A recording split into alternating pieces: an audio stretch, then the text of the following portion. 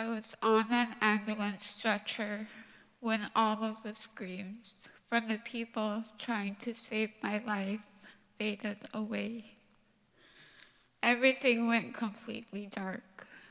I couldn't hear and I couldn't see. The darkness terrified me. Even the pain and the horrific cries felt like heaven compared to this void of nothingness. That's when I begged earnestly for God to save me. I was 16 years old, depressed and intoxicated. I shot myself point blank in the face, and now I was fighting for my life. I don't remember the sound of the gun, but I do remember it slipping right before I pulled the trigger. Everything went completely dark, and that's when I didn't want to die anymore. I was medevaced on a small airplane from Nome to Anchorage. The doctors told my mother that my chances were 50-50, and if I survived, I would be legally blind, and they weren't sure if I would be able to talk again. In the hospital, as I was struggling to breathe, I fell into a vision. I walked into a fog when an old village appeared. My late great-grandfathers were there, sitting on the ground as they beckoned for me.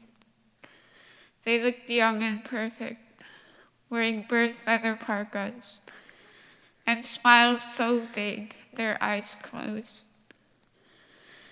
They told me that everything was going to be okay, and that I had to come back because I was going to do great things.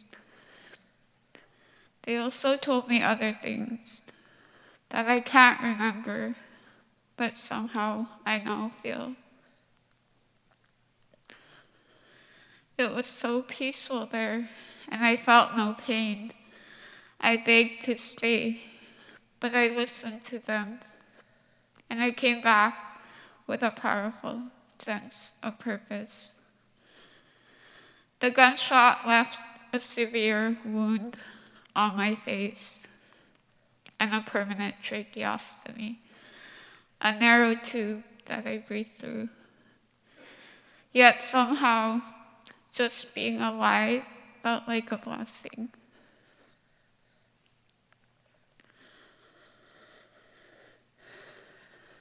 I went through several years of painful surgeries before I finally decided to stop them.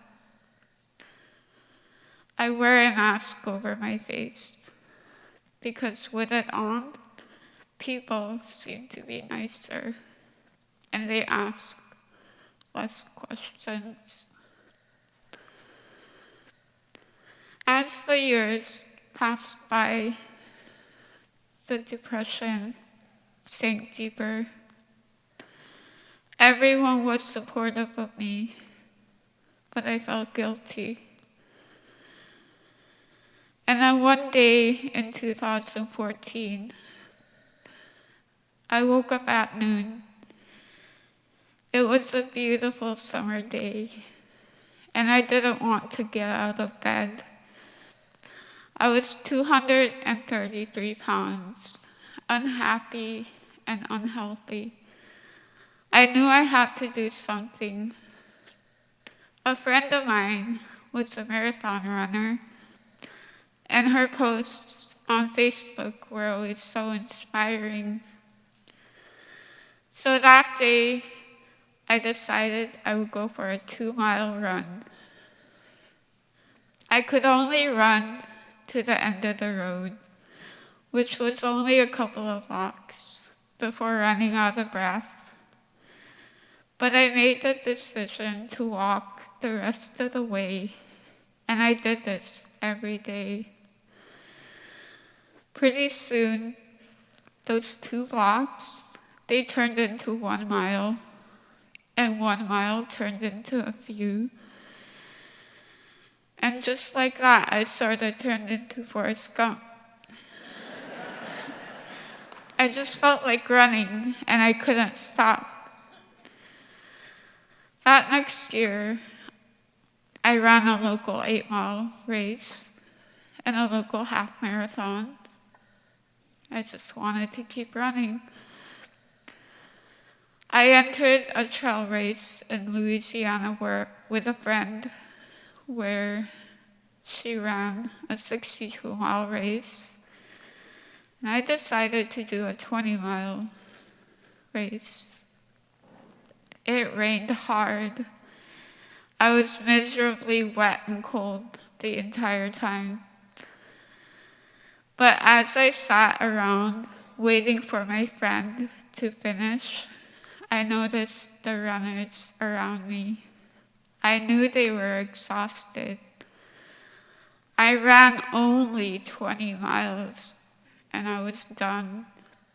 These people were running 62 and 100-mile races, and they were smiling. Their endurance, willpower, and determination inspired me greatly. If they could get joy out of doing something so difficult, I wanted that too. So I decided to train for an ultramarathon. It was hard at first, but as I ran more, I wanted to see how much farther I could go. I ran up in the mountains with my dog where I loved to be. I thought about my ancestors a lot. They were the true ultra runners. For fun, they would do endurance races where they ran in a circle, and the last one running would win. And they ran for a very long time. I felt healthier. I lost 80 pounds. I was happier. The depression was easier to manage. I felt stronger. I signed up for a 50-mile race in Alaska, up in the mountains, out in the middle of nowhere, and I had no idea what I was getting myself into. It had rained heavily the night before, but it stopped shortly before sunrise when we all gathered together. The race director said a few words and sent us off. It was an immediate ascent, and soon I was left alone. There were tree stumps lurking along the trail, and from afar they looked like bears peeking out at you. The first one almost scared me to death. I wore a mask over my face, and it started to fall off. But instead of stopping to put another one on, I decided to keep going without it. On the trail, there's a point where you turn around and follow part of the course back. Runners were heading up, and as they passed me, each gave me a word of encouragement. There were no negative words or looks. I felt comfortable without the mask amongst them. I felt strengthened. Later on, I saw a group of hikers with their dogs. A husky blocked the trail with his body as if to say stop. Those people, they were yelling, "Hey bear, no bear." They told me that they had seen a bear across the valley and that maybe I should stick with them until the runner behind me caught up. But I wasn't sure if she was still back there. So I decided to proceed alone with caution. I just wanted to finish. Not too far down the trail, I saw him in the trees, a large black bear, most likely male. We looked at each other. I thought about the two that were mauled earlier that summer. I was so scared. Instinctively, I walked forward while yelling. I must have looked like a mad woman. When I didn't see him anymore, I started running. It started raining. I kept looking back and kept moving forward. Up ahead, I saw another black bear run across the trail into the overgrown plants. Bears everywhere, bear poop everywhere. Behind me, I heard the loudest scream. Was someone being attacked? It screamed again. It was a hawk. I prayed with all of my might and imagined the angels surrounding me, and I hoped that the hawk had scared the bear away. At mile 36, I remember thinking, "You're almost there, you're badass, keep going." Mile 40, 48, I couldn't believe it. Then I thought, shouldn't have I finished by now? Did I miss a turn? Soon I heard voices, then I saw cars. I heard a man's voice say, "There's Carol." I saw my sister jumping up and down.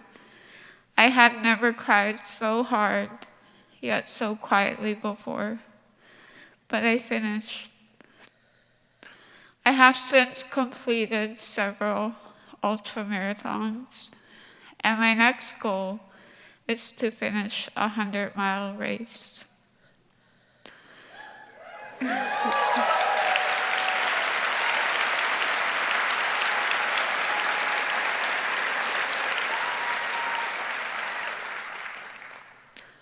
That 16-year-old girl sitting in the ambulance had no sense of what life really meant.